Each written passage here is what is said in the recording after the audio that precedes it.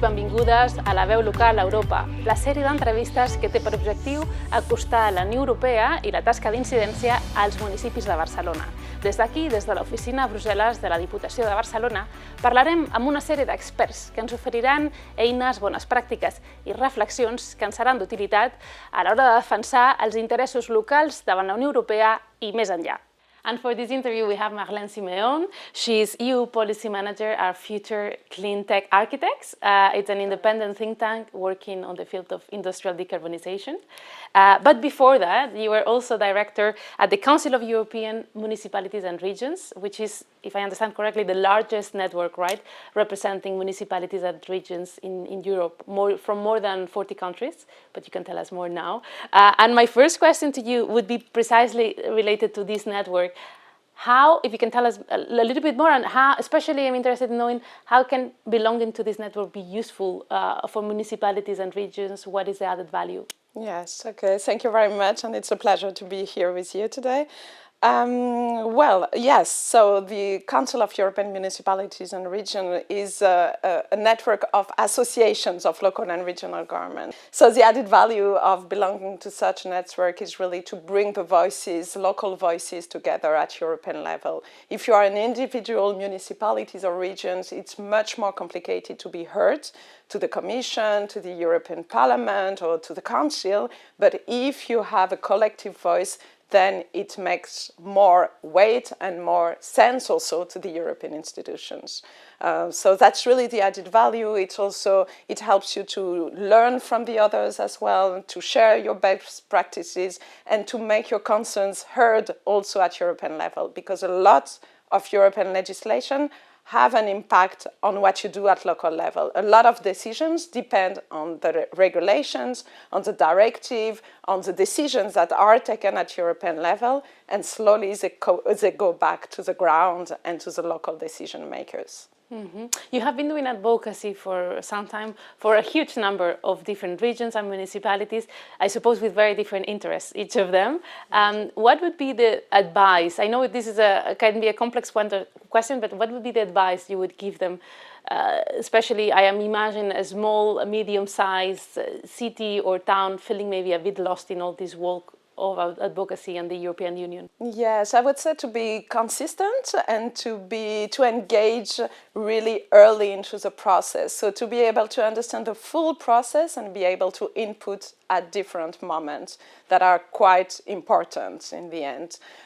So it's really about being able to engage with other municipalities, to share your experience, your local concerns, and then you can participate to the advocacy process and be able to talk to European institutions. So it's slowly, if you are consistent, attend different meetings and different opportunities and say them, and come with your story, come with what matters to your local citizens and what you want to bring to the European institutions.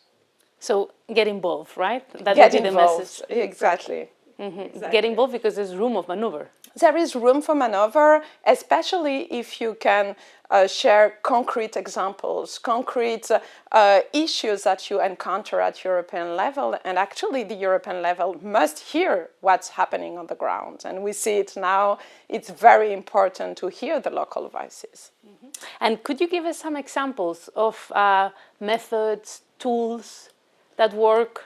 Yes, in terms of, I would say, and I think it comes from my experience now in a think tank, it's also coming with evidence. So coming with what's happening at the local level, what are the main concerns, and what suggestion you would have on how maybe to solve these issues, and what you would need from the different level of governance. So if you come with concrete evidence, that's already a good basis for talking to policymakers here in Brussels, because then they can understand that what they do has a real impact on what you live on a daily basis. So coming with example, with evidence, and then you have to build alliance. So find like-minded organizations or municipalities that have common challenges to solve, and you discuss with them, you build with them maybe some common messages,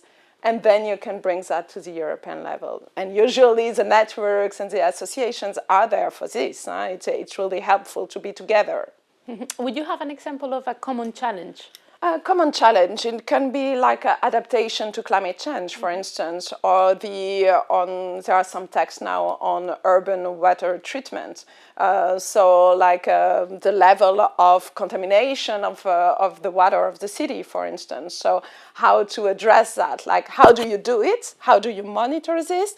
How do you monitor this with the other stakeholders, also of the municipalities? And then what are the issues? And then you can bring that to the other municipalities, exchange best practices, and also say, okay, we have an issue. So at European level, we will need you to help us in this direction or in this direction.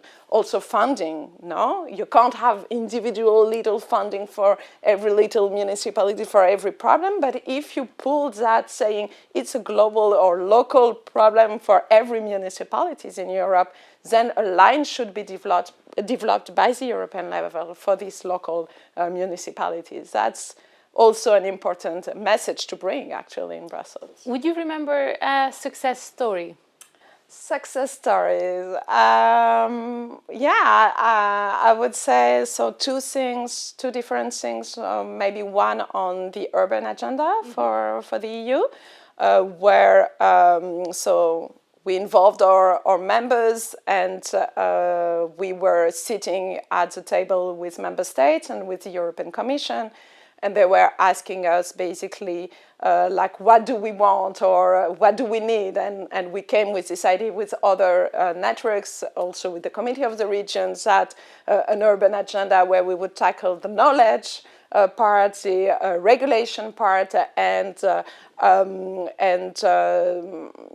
can't remember the last one. So where we would tackle different angles of the urban challenges. And to bring the municipalities directly in contact with the Commission. And this, it helped to have different groups on public procurement, for instance, or on circular economy. So we had different partnerships. So finally, the municipalities had a direct link with the Commission. So that was one success as well, because it allowed them to have a direct connection with the European level and see some impact in the way the regulations are formulated and on the funding lines as well.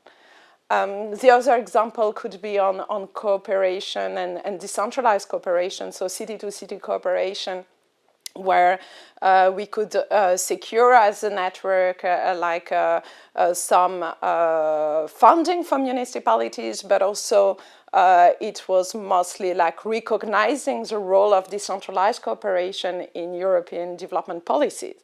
And it's not an easy task, because we always, I would say, we are always forgotten a little bit in this process. So it's always to remind, here is a bunch of municipalities that are active, that are open to the world, that are having a connection with municipalities in Africa, in Latin America, and we want to work together and be involved in the European policy. And there, it was a matter of being recognized to the European delegations, for instance, in the partner countries, having a funding line by the European Commission, and also having municipalities exchange best practices. And we had a campaign, the European Local Days, Solidarity Days, European Local Solidarity Days, where the Diputació of Barcelona was very much involved, for instance, and many municipalities had some exhibitions, some projects with the citizens also to explain what it is to have a city which is open, which is inspired by other cities in the world. So I found that it was very interesting also and very concrete, no? From the EU to the local and conversely, actually. So I want to go back to the centralized cooperation, but before that, because you were mentioning the European Commission. So now we are starting a new political cycle. We have earlier this year elections, a new commission that is being put in place now. So is it a good moment for municipalities and regions to get involved solve or... Yes, it's an excellent moment, I would say, because it's both a new European Commission but also a new European Parliament. So it means that you have to start from scratch. So even if you are starting this work at European level or being involved in some networks, it's only the beginning. So it means that you have to share your experience at local level, what's happening in your municipalities, and educate those people in the Commission, those people in the European Parliament, and to explain what are the challenges that you are encountering. So the more you do that, the more connection you create with them from the very beginning, the more they will turn to you as well when they look for examples or when they look for concrete challenges that they would need to solve. So it's really good. It's an early engagement to do it right now. Mm-hmm. And there's this openness and this proactivity to listen from part of the... Yes, there is, because I think there is a kind of learning process as well from their side where they want to know the reality as well. A lot of countries are undergoing turmoils as well, and I think they want to hear what's happening on the ground. So it's a good momentum to get engaged, yes. And which is the institution you work closer with normally? I would say so members of the European Parliament, because they have a constituency also, so it's quite interesting to reach out to a Spanish one or so the closest one, so members of the European Parliament, but also the European Commission, because they are the one proposing the legislation in the end. So it's quite interesting to be there and to discuss with them from the very beginning, and then to get involved with the European Parliament. The Council, I have to admit that it's a bit more difficult sometimes to reach out to the Council, but many networks, or not many, but like the Council of European Municipalities and Regions or DIBA, they are present around the table. No? With some member states, we were invited to working groups of the member states, for instance. And for the think tanks, this neutrality also is an interesting aspect, why the European institutions are inviting the think tanks also to give their views on some legislation or on some initiatives that the Commission want to propose. So I think being at the table is quite interesting, and it's a good moment to be there. Actually, this is exactly what I wanted to ask you about, because you now work Yes. for an independent think tank. So what are the lessons that you could bring from the doing advocacy for municipalities and regions that you could bring to the think tank world, and the other way around? Is there anything that municipalities and regions can learn from think tanks when doing advocacy? Yes, I would say so. Now we are really a climate innovation think tank, and we focus, as you said, on hard to abate sectors. So we would focus on decarbonizing, the cement industry, high temperature heat in industrial processes, so very specific aviation, very specific industry. And I think they all have, and you can see that in your municipality or the surroundings, some plants and some facilities where actually you need to decarbonize those plants and facilities. And that's what we are doing also. We are a think tank. We are working also, we are based in Remscheid, so it's next to Cologne. And we are working also with the municipality and with the region to see how to transform the industry in the region. And what I think is beneficial to the municipality is this science that we bring. No, it's every time we are bringing like science-based evidence on how to decarbonize processes and industrial processes. And I think that's what also is interesting, can be interesting for municipalities, is this coming with evidence, coming with local voices, or coming also or working with think tanks, where the think tanks can also give you the scientific perspective and like kind of inform you on what are the technological options, for instance, for your municipalities, or what can be, yes, with science and with more concrete evidence, how you can really make your policy more innovative or more climate-oriented as well. So by evidence, you mean data? Data, yes, mostly data, and also I would say as a think tank, we bring together also like a platform for dialogue with the European institutions, with the industry, with local stakeholders. So I think bringing together also different types of voice is very enriching. So you mean that for municipalities and regions that would be look for the data, look where the data is, no? Yes, they can. Yes, exactly. Not they just can. Opinions, but Yeah, just not just opinion, and also data-driven policy. So it allows also to understand like what are the need in which neighborhood, for instance, what can be used, I don't know, for heating, district heating, for instance, or how to use the data to make your policy more informative. And in the case of the Council of European Municipalities and Regions, if a region or a municipality, they go there with a problem, this network, would they try to look for a cluster or see if there's a problematic happening in other parts of Europe? Yes, exactly. So there are some working groups already inside the Council of European Municipalities and Regions. So I would say that the municipalities would have to work with the association, also with member of the Council of European Municipalities and Regions, and that's how inside those working groups, so municipalities can exchange on what are the challenges and what would they improve. So yeah, that's how it works. Okay, and now we go back to, because you mentioned decentralized cooperation. Yes. So you were also director of Platforma, yes, indeed. which is a network, right? Like a platform working on, with European towns and cities which are working on development cooperation, and in particular, decentralized cooperation. So could we explain us briefly what do we understand by decentralized cooperation? Maybe not all our listeners are familiar with this concept. And then I would like to know how doing decentralized cooperation can be useful for cities and municipalities when it comes having an international presence and recognition. Yes, okay, very good, thank you.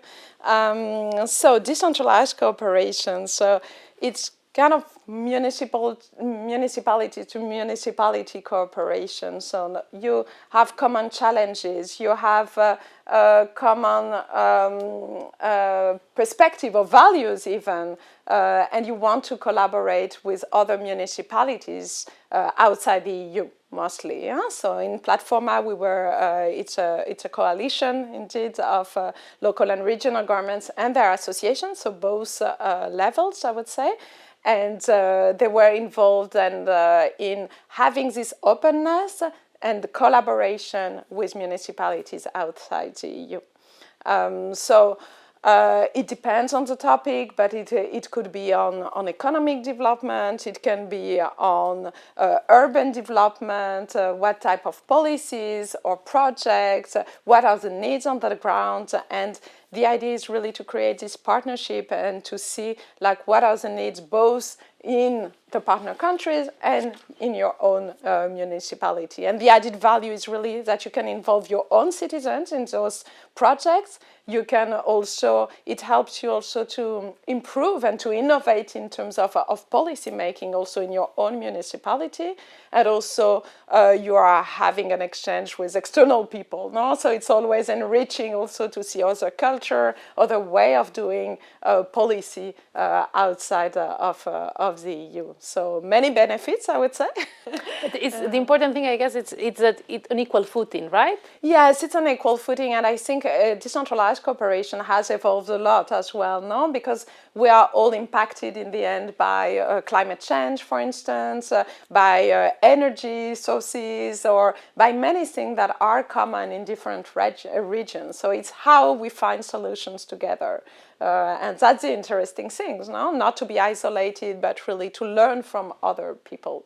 And some countries, some regions, or some municipalities in other parts of the world have been impacted before us in Europe, for instance, by climate change. So it's how also what kind of policies I have developed in terms of adaptation, for instance, and what I can learn here also and adapt and develop. Or it can be on welcoming migrants as well. How do they do that, and how do you do this in Europe? So exchanging experiences, and it can be really enriching, I think, for local policies, both in Europe and outside. So it's not the traditional approach of richer countries giving funds to more countries in need, but it's more like on equal footing, exchanging practices, and also like richer traditional countries can learn. Yes, I think it has evolved a lot, and it can be based on projects, but it can be based also on more equal footing and partnerships, and more on the policies themselves. So yes, there are some different aspects actually. Okay, so thank you very much also for explaining this decentralized cooperation. So we went also beyond the EU in this interview, but we also got a lot of insight about how the European Union works and how municipalities and regions can have an impact. So many thanks for your time. Thank you. Esperem que aquesta entrevista us hagi resultat interessant i d'utilitat a l'hora d'afrontar aquesta tasca d'incidència davant la Unió Europea. No oblideu que teniu més entrevistes de la sèrie La veu local a Europa disponibles.